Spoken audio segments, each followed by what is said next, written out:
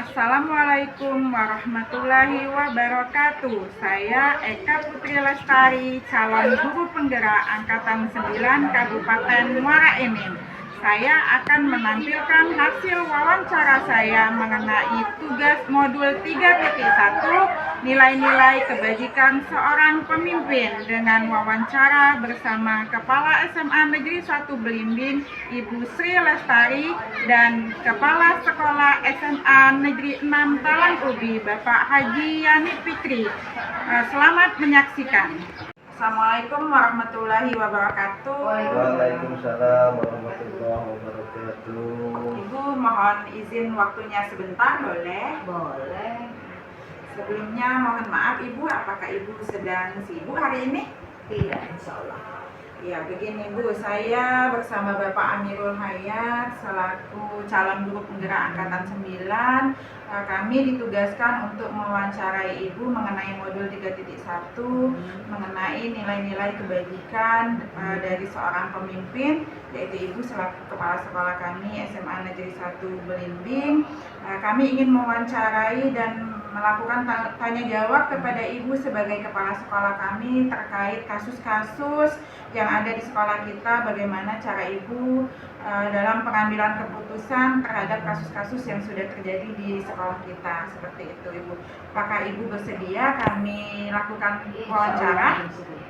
Oke, selama ini bagaimana Ibu dapat mengidentifikasi kasus-kasus yang merupakan dilema etika ataupun bujukan moral selama Ibu menjadi kepala sekolah di SMA Negeri 1 Belimbing? Oke.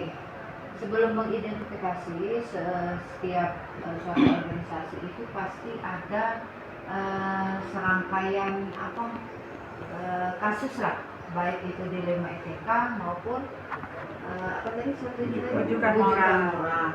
Ini sangat saling berhubungan ya. Ya, karena istilahnya maju mundur itu. Karena hubungannya dengan moral tadi. Ya, tapi dituntut untuk disiplin. Kemudian etika tadi ya. Nah, jadi identifikasinya yang pertama, kita secara langsung bisa, secara tidak langsung bisa. Secara langsung Ibu langsung mengamati ya. Apa misalnya ada kasus apa, kejadian apa, Ibu langsung mengamati.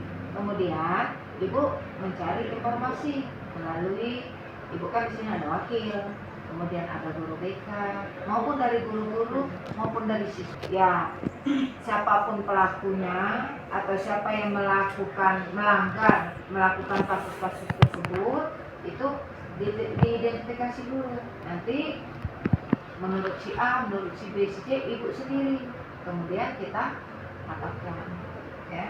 Jadi kita cari solusinya, masalahnya apa, solusinya bagaimana. Jadi tidak langsung ini apa namanya itu, ini ada kejadian, ada kasus, langsung tidak. Jadi kita melihat juga namanya manusia itu kan tak luput dari sekilas dari salah. Jadi kita lihat, oh ini masih bisa diselesaikan tidak. Kalau masih bisa, nanti solusinya sama-sama. Walaupun nanti akhirnya Ibu sendiri yang akan mengambil keputusan. Ya. Supaya jangan jadi nanti seolah-olah arogan, kalau sekolah arogan lah, inilah itulah. Ya.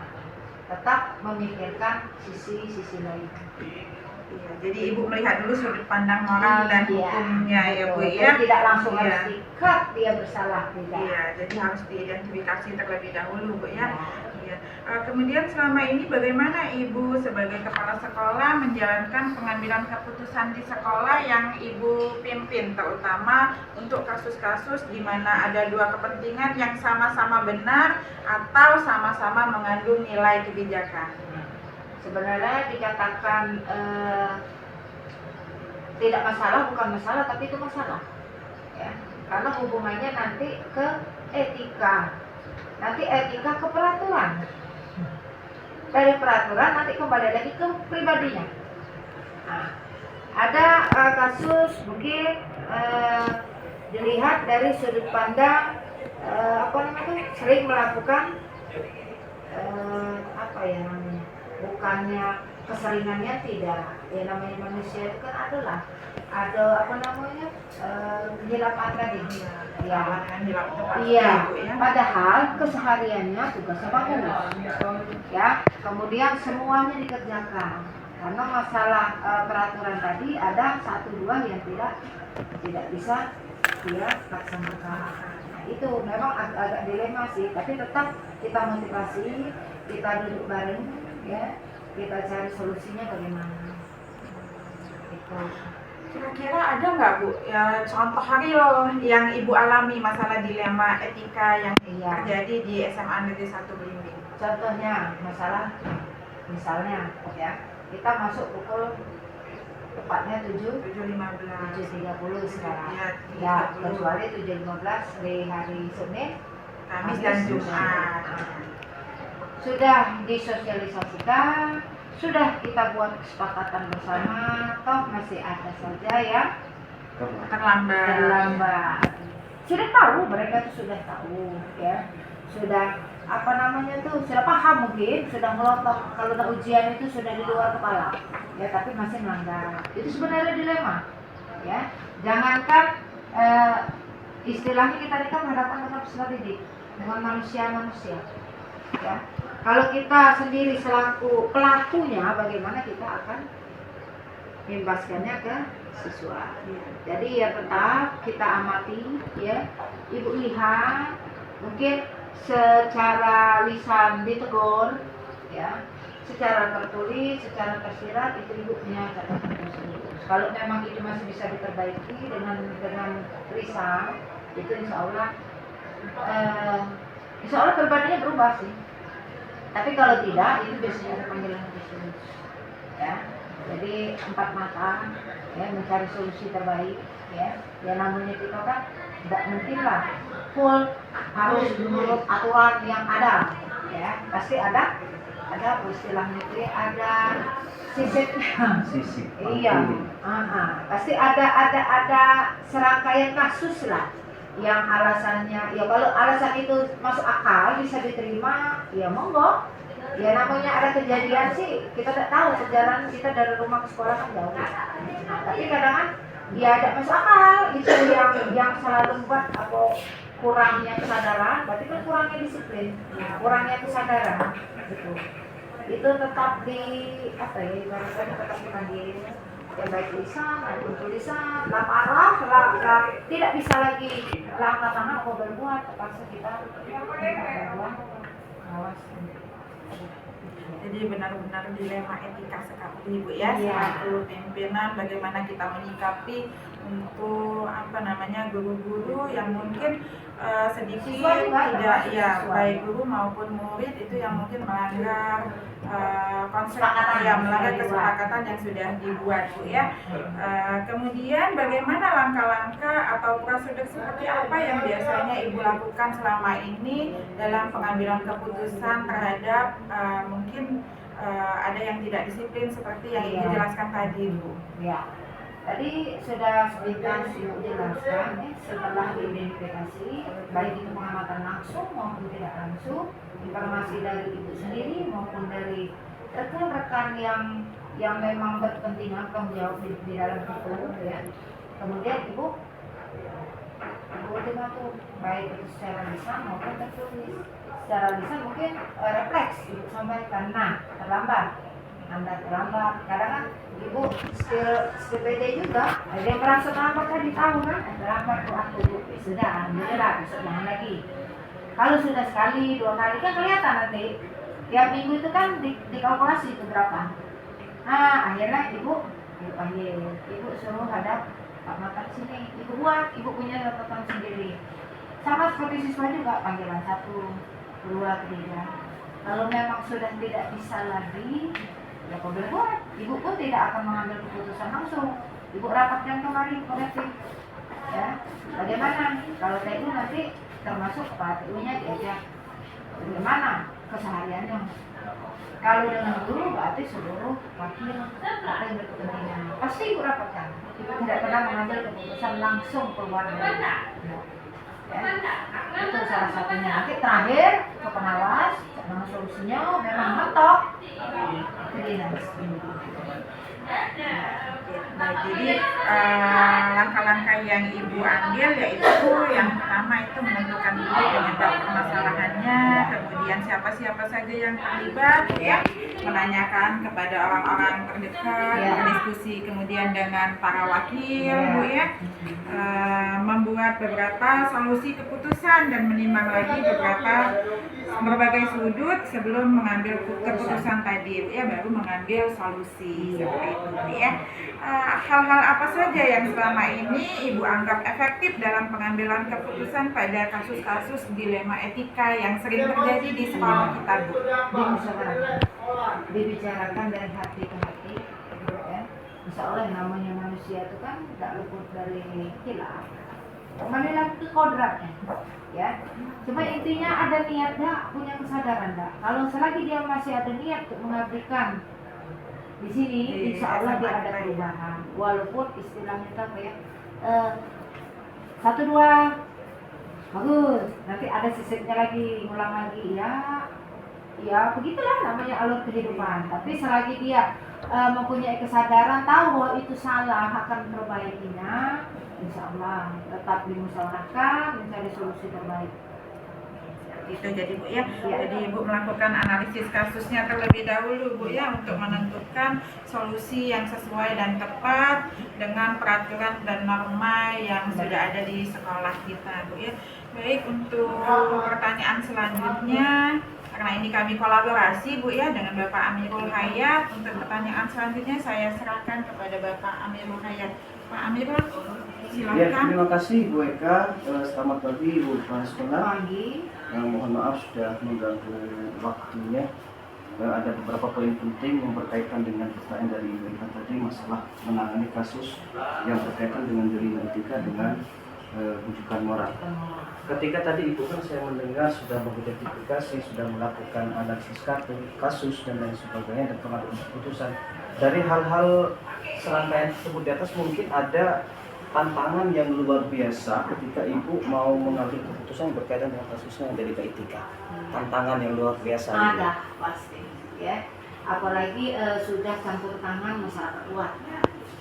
Nah, itu tantangannya sangat luar biasa.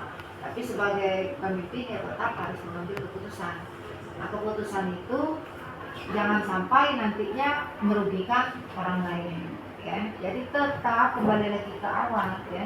Apapun itu kasus, apapun itu masalah, dicari dulu, ya, penyebabnya apa, ya, masalahnya bagaimana, kronologisnya. Misalnya ada kejadian seperti yang kemarin, ada anak yang kita keluarkan, ya, melanggar, istilahnya melanggar atau dia melanggar kesepakatan sudah dibuat, ya. Itu tidak mesti langsung kita keluarkan, tidak. Itu ada tahapan-tahapannya, ya. Memang tantangannya ada dari masyarakat, orang tua yang hadir, semua. Yang penting kita satu kesatuan, stakeholder yang ada di SMA 1 ini satu kesatuan, ya. Kita negakkan memang yang benar, ya, sesuai dengan aturan. Semuanya kembali lagi ke sana, ya. Nah, kalau melanggar memang sudah fatal, ya sudah fatal, tidak bisa lagi, ya apa boleh buat. Ya kita hadapi bersama tantangan itu, tetap bersama-sama, ya. Karena ya sesuai dengan tujuan visi misi SMA kita, ya. Makanya masyarakat di luar tetap kita rangkum, ya. Kita jadikan sebagai mitra terbaik kita, ya. Kita tidak tahu toh anak kita di dalam baik, siapa tahu di luar mereka berbuat. Jadi ya tetap supaya tidak hambatan itu nanti bisa menjadi potensi bagi kita, ya. Jadi tetap kolaborasi yang baik. Iya, itu sangat menarik ya ketika Ibu menghadapi kasus yang bertentangan atau bertentangan dengan dilema etika. Itu kan ada tantangan ketika yang berhubungan dengan masyarakat secara langsung. Berarti kan otomatis kan ada stakeholder yang terlibat, bukan hanya intern dari sekolah. Dan kira-kira Ibu ketika ada kasus seperti itu, apakah Ibu itu membuat jadwal tersendiri atau mungkin insidentin dalam menghadapi kasus-kasus yang berkaitan dengan dilema etika yang berkaitan dengan masyarakat tersebut? Tergantung kasusnya seperti apa, ya.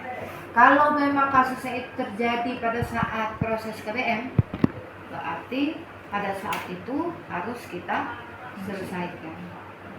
Tapi kalau dia di luar KBM, misalnya pulang sekolah atau memang sudah posisi anak-anak di rumah, nah kita kembali lagi lihat kasusnya seperti apa. Ya, kita ajak aparat yang terkait. Biasanya kalau di sini yang ketua pentolannya itu kades, ya, atau perangkatnya, atau mungkin apa di bawah kades itu ya? Sekdes. Sekdes atau Kadus. kadus. Ya, biasanya kan kadus. Kita selesaikan secara baik-baik. Ya, kalau itu di luar, tetap kita karena itu kan ya siswa kita, cuma kejadiannya kan di luar dari sekolah. Iya, jadi kalau membuat jadwalnya itu tergantung dari kasusnya. Bisa langsung diselesaikan. Alhamdulillah selama di sini kasusnya bisa langsung diselesaikan kok. Kita panggil pihak-pihak yang terkait.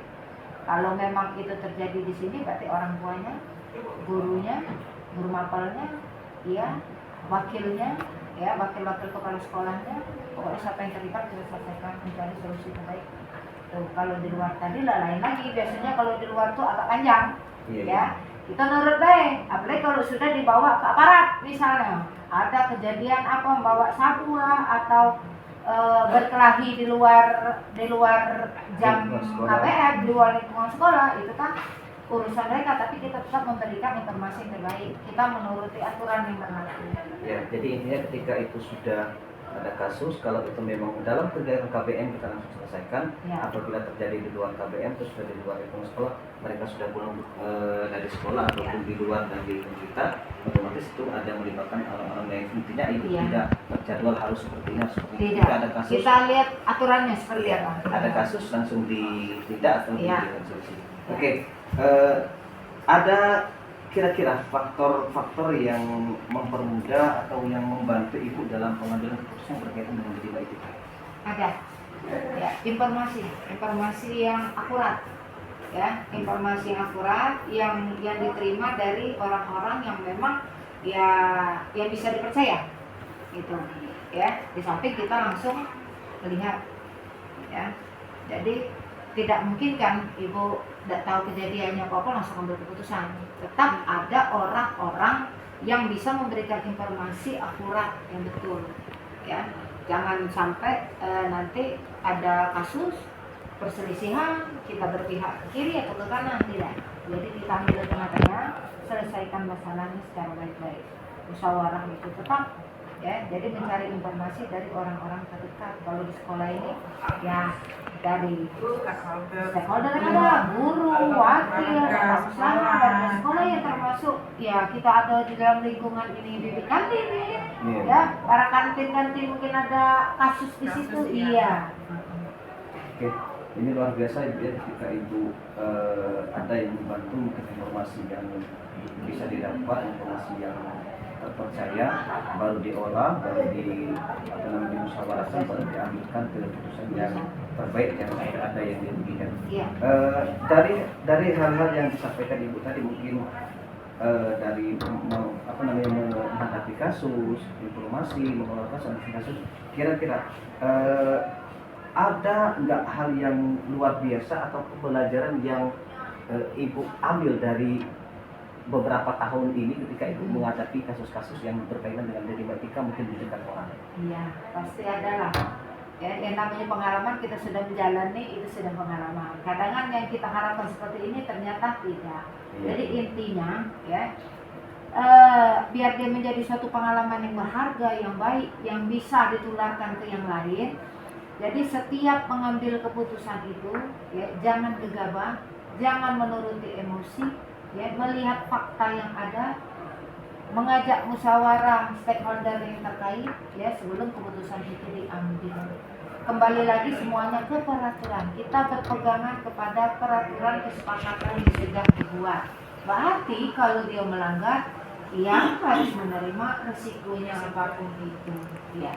Oke, luar biasa ibu ya. ketika ada pengalaman yang luar biasa, ada kolaborasi, ada informasi, ada musyawarah, ambil keputusan yang terbaik dengan melibatkan beberapa orang yang terlibat dalam kegiatan KBN atau stakeholder yang ada. Oke, Ibu, terima kasih waktu dan kesempatannya. Alhamdulillah kami berdua, Ibu Eka dengan saya sendiri, banyak sekali mendapatkan pengalaman baru, pencerahan ketika sudah menghadapi kasus yang real dalam kehidupan ketika sudah menjadi pemimpin di suatu lembaga. Intinya tidak boleh egois itu bahaya mereka, ya masih memikirkan sisi-sisi yang sangat kecil sekali. Iya, luar biasa. Ya, Ya. ya. Kalau egois hancur lah suatu organisasi. Ya.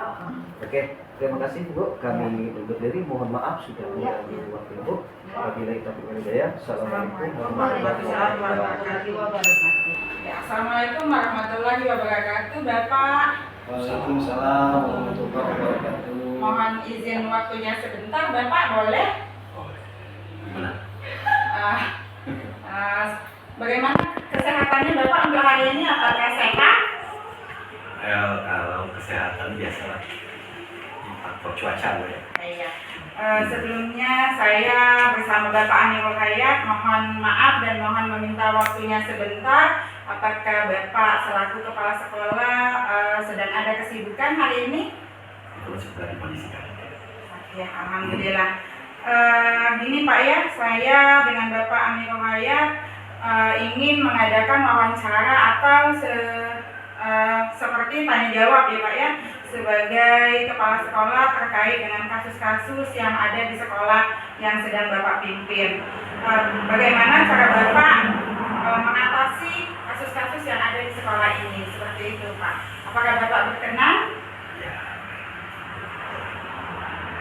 Begini Pak, selama Bapak memimpin sekolah di SMA Negeri 6 Talang Ubi ini, bagaimana Bapak dapat mengidentifikasi kasus-kasus yang merupakan dilema etika atau rujukan moral selama Bapak menjadi kepala sekolah di SMA Negeri 6 Talang Ubi? Ya, makasih Bu. Jadi kalau kita bicara tentang masalah dilema etika, agak menyerempet sedikit, beda-beda tipis dengan rujukan moral. Ya, kalau untuk mengidentifikasi kembali makna masing-masing kata. Ya. Bahwasanya dilema etika itu biasanya dia bersinggungan dengan dampak yang baik dengan yang dikatakan baik, bisa juga seperti itu. Yang biasa terkondisikan baik kan belum tentu benar. Tapi kalau tujuan moral udah pasti lebih gampang lagi kita mengidentifikasinya. Yang salah berhadapan dengan yang benar, seperti itu. Selama ini bagaimana Bapak sebagai kepala sekolah menjalankan pengambilan keputusan di sekolah yang Bapak pimpin, terutama untuk kasus-kasus di mana ada kepentingan yang sama-sama benar atau sama-sama mengandung nilai kebajikan, seperti itu Pak. Bagaimana caranya Bapak menjalankan pengambilan keputusan? Ya, biasanya kalau kita terbentur dilema etika atau rujukan moral itu sering dalam kehidupan aktivitas kita sehari-hari, bisa muncul dari siswa, bisa muncul internal guru, bahkan kadang-kadang bisa muncul antara guru dengan kepala sekolah. Ini bagaimana kita mengatasinya? Ya, kita kembali ke SOP di manajemen. Kalau kita identifikasi masalahnya, ya kan? Kita ajak orang lain yang kita percaya, yang kita anggap punya potensi untuk berdiskusi sebelum kita mengambil keputusan. Kemudian setelah keputusan diambil, jangan lupa juga dievaluasi. Ya, benar sekali. Kira-kira Pak, ada nggak kira-kira yang bisa Bapak contohkan mungkin dalam kenyataan yang berada di SMA Negeri 6 Talang Ubi ini, seperti apa kira-kira contoh dari dilema etikanya? Yang real ya? Yang realnya Pak? Iya. Barusan kemarin kita tahu sekarang Sekolah-sekolah banyak kena bantuan dari tenaga P3K. kami kebetulan dapat satu, Ini yang real contohnya. dapat satu dari asal sekolah dari lah. datang ke sini di akhir tahun 2010 dan 9 dalam keadaan hamil besar, ya kan? Sementara kita butuh guru tersebut, dia datang dengan hamil besar. Tidak sampai 1 bulan kerja, udah ada kepala sekolah ingin mengambil. Kita koordinasi dengan dinas menyerahkan dengan pihak sekolah. Kalau kita kasih sesuai aturan itu 2 atau 3 bulan. Iya. Kalau guru honor biasanya 2 atau 3 minggu. Izin yang kita berikan, bukan cuti kalau kepala sekolah mengeluarkan izin. Sementara guru bidang studi yang diambil cuma dia satu-satunya, karena guru yang diganti sudah lulus di tempat lain. Otomatis kalau 3 bulan tidak ada guru, proses pembelajaran pasti terganggu. Iya. Akan kita tarik guru honor dari luar, tidak segampang itu, tidak segampang itu. Jadi setelah saya ajak bicara, kalau tidak diizinkan, tidak sesuai dengan hati nurani wanita mau melahirkan, domisili jauh, suami jauh, kalau diizinkan sekolah serta didik bukan sekolah ya, serta didik terbentuk. Akhirnya bagaimana kami dapat kesimpulan, di situ kami berkoordinasi dengan dinas, dapat ditemukanlah dia disuruh menghadap ke provinsi. Akhirnya kami dari pihak sekolah tidak berbenturan dengan yang bersangkutan, dengan hati nurani kita sebagai sesama insan pendidik, bahwa dia harus mengerjakan tugas dengan keadaan yang belum memungkinkan. Akhirnya yang dilakukan dinas pendidikan, walaupun dia belum genap 1 bulan keluar SK, dikasih surat cuti, otomatis lepas itu kan. Dan kita kalau dia dari dinas tidak turun, otomatis kita bisa ada kekuatan dasarnya, tidak akan berdampak pada benturan-benturan dengan kawan-kawan yang lain. Karena kalau saya izinkan, kalau saya selesaikan dulu, kawan-kawan yang lain selama ini yang saya izinkan cuma 3 mingguan, enak benar Protes terjadi, ya. terjadi kesenjangan, ya kan, memicu konflik baru. Itu seperti itu. Ini kita identifikasi masalahnya, kita ajak berbicara beberapa stakeholder yang berkepentingan dengan kita temukan solusi, setelah itu kita evaluasi untuk ke depan bagaimana baiknya, baik itu pun bagi dinas pendidikan maupun bagi Sekolah. UPT yang bersangkutan. Jadi ya benar-benar dilema etika sekali Pak ya. Iya. Saya juga merasakannya seperti itu Pak pada saat saya pertama kali itu lulus SDK, tepat sekali pada saat itu juga saya sedang hamil besar. Oh, sama, Pak. Iya sama. Tanggal 29 lahiran, 27 mati kan? 28 pelatihan, 29 lahiran. Tapi saya tidak diberikan cuti Pak. Iya, tidak diberikan cuti, hanya izin 3 minggu Pak. Dan pada saat itu juga kebetulan saya sendiri yang mengajar mata pelajaran kimia di SMA Negeri 1 Belimbing Pak. Jadi untuk yang kasus seperti itu, sekolah memang bisa ada keputusan diberikan izin, tapi enaknya ibu kan putri daerah kan, nggak terlalu jauh, Enggak, suami iya. ada, orang tua ada. Iya. Kalau yang kasus kita nyata dilema, orang tua jauh di lahan, Iya. suami jauh jalan. Ya. Jadi kalau kita paksakan 3 minggu, siapa yang ngurus bayi gitu loh. Iya, Ya kan, benar. sementara Pak baby nggak mungkin bisa Nggak dari orang mungkin tua bisa, kan. iya. Sebenarnya itu bisa. Nah, kalau kita baik pun pasti dinas ambil kesimpulan kak terserah kepala sekolah.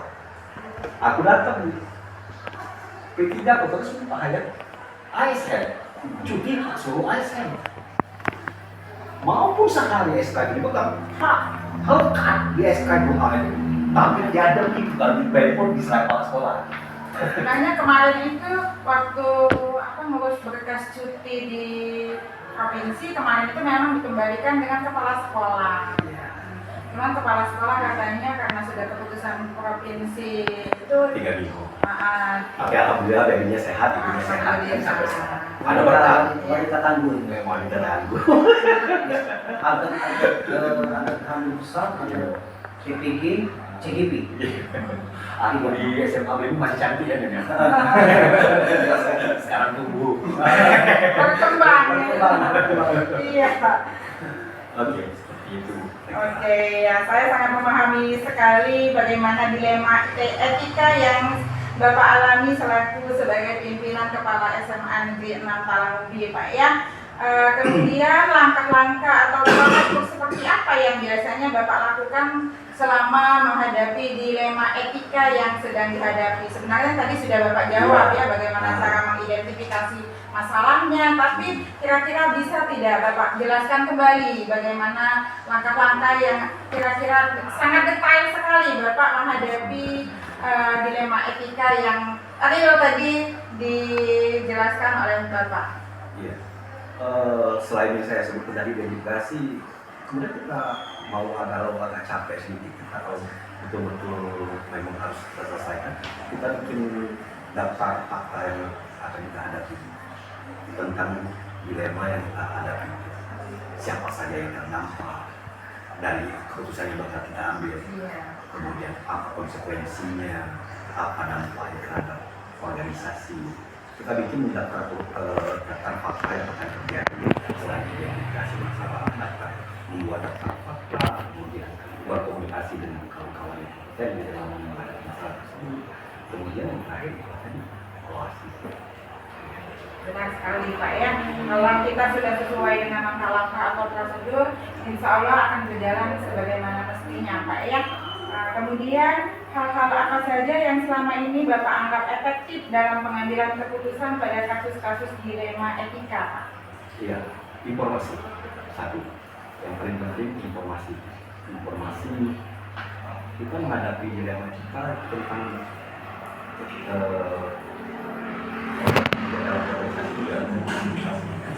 ada ukuran,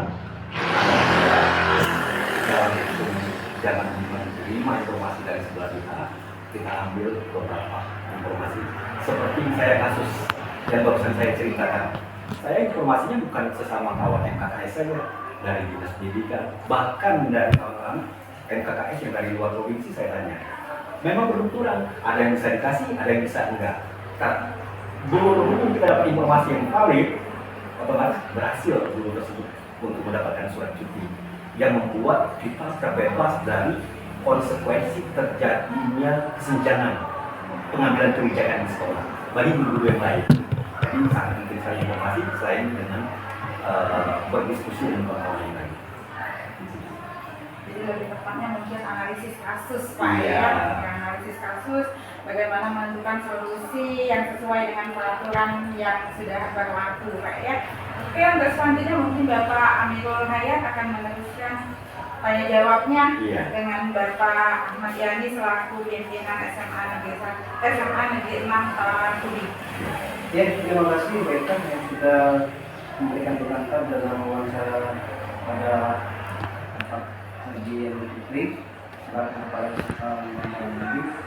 Jadi begini Pak, ketika kita sudah menghadapi kasus-kasus etika, kasus itu benar-benar daplik ya, benar-benar dan itu difokuskan dengan sebaik-baik mungkin.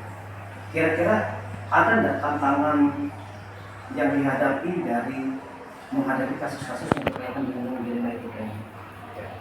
Terima kasih Pak. Kalau kita bicara dengan tantangan pasti ada, baik itu tantangan internal maupun eksternal, baik itu tantangan langsung maupun tantangan tidak langsung kita hadapi. Seperti kalau yang pertanyaan seperti itu lebih dari kita ambil contoh dilema etika yang sering timbul di antara siswa.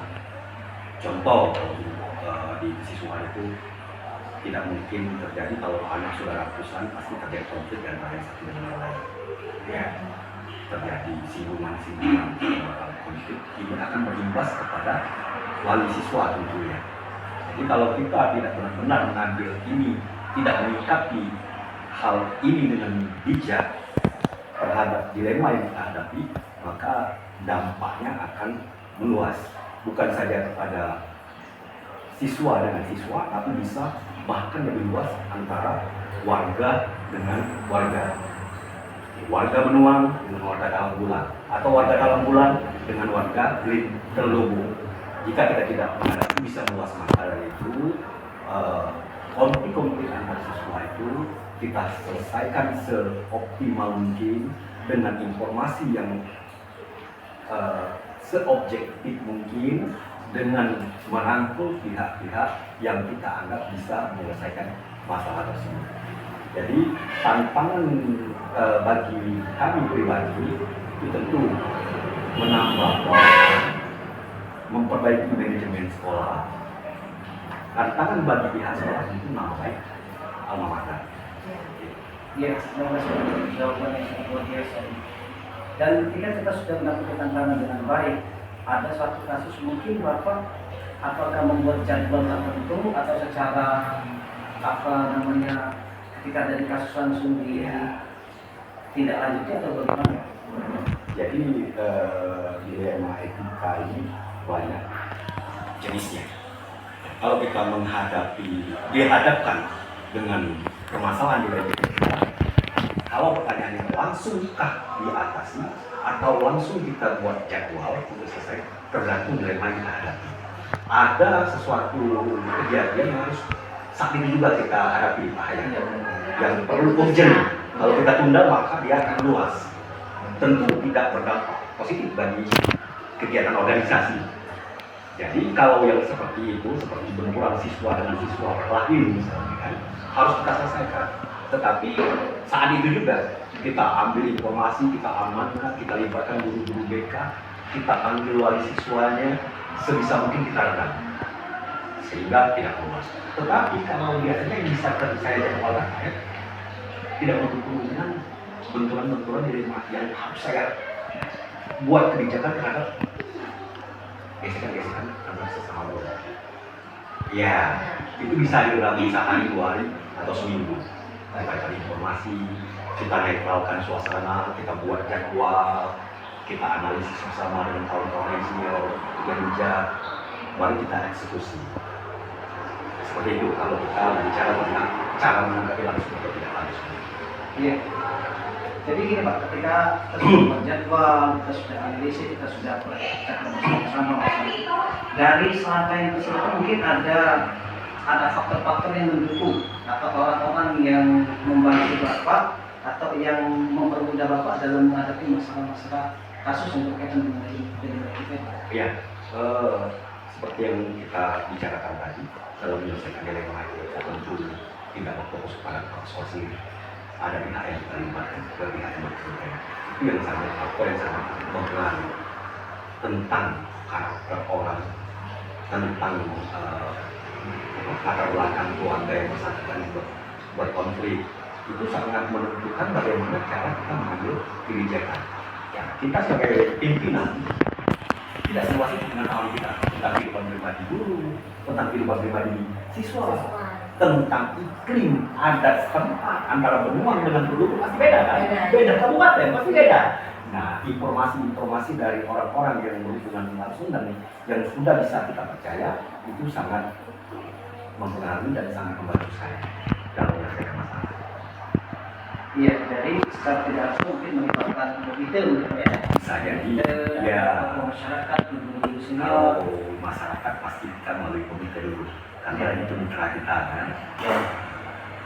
Ya, dari sekian banyak masalah, sekian banyak kasus yang dihadapi selama ini Bapak, mungkin banyak hal-hal yang dapat dipetik kira-kira dari kasus-kasus dalam pengambilan keputusan yang berkaitan dengan pendidikan ini. Mungkin bisa diceritakan.